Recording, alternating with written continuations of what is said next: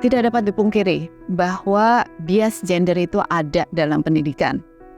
Ada persepsi bahwa siswa perempuan mempunyai kemampuan matematika atau kemampuan numerasi yang lebih rendah dari siswa laki-laki, dan ini tidak sepenuhnya benar. Jadi sangat diperlukan adanya perbaikan sistematis dalam pendidikan di Indonesia. Juga mungkin pemahaman yang lebih dalam mengenai STEM, dan tentu saja dalam kultur persepsi mengenai gender, bias gender, itu juga harus dihilangkan. Inilah yang dapat mendorong terutama siswa perempuan untuk belajar dan berkarir di bidang STEM.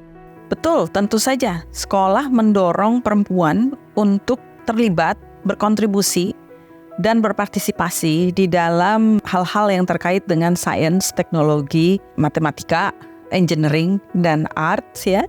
Karena tanpa adanya pengetahuan formal, pengetahuan informal saja tidak cukup. Sehingga kita perlu dibekali dengan pendidikan formal untuk membekali diri kita dengan teori-teori yang solid, valid, dan sah gitu ya.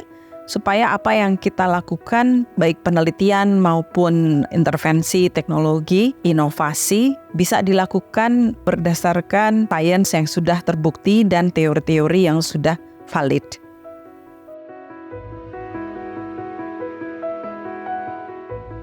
Saat di bangku perkuliahan, saya mendapatkan motivasi dan dorongan dari salah satu dosen saya yang bernama Bapak Satria Agung Wicaksono.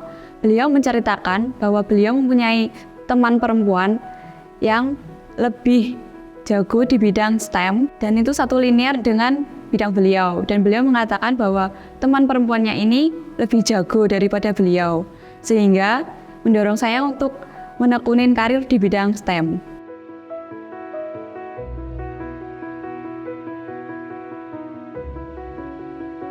Kalau saya melihat ya, ini sangat besar ya, terutama pada saat kita duduk di sekolah dasar ya, baik di SMP atau SMA. Pada saat di SMP, saya tidak begitu menyukai ya ilmu matematika, kimia, fisika. Saya pada waktu itu tidak suka.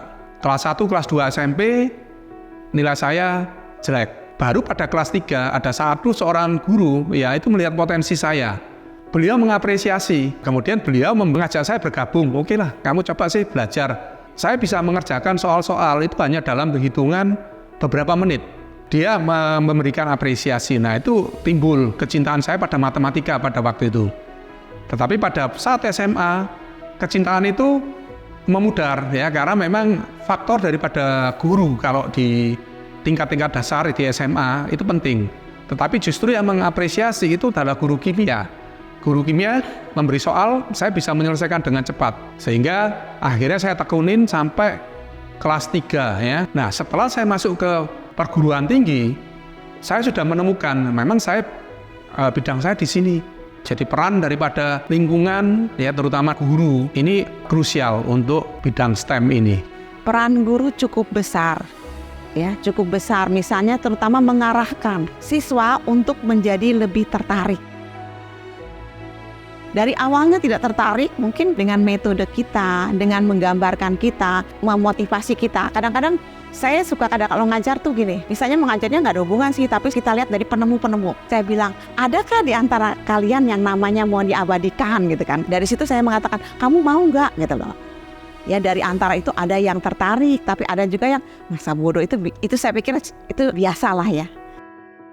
Kalau di kelas itu adalah saya berusaha mengarahkan. Kadang-kadang kalau ngajar bioteknologi, saya arahkan ini impian-impian yang akan muncul di masa depan. Siapa tahu kalian yang menjadi tokohnya gitu. Itu kadang-kadang saya selalu menarik supaya anak-anak tertarik gitu aja.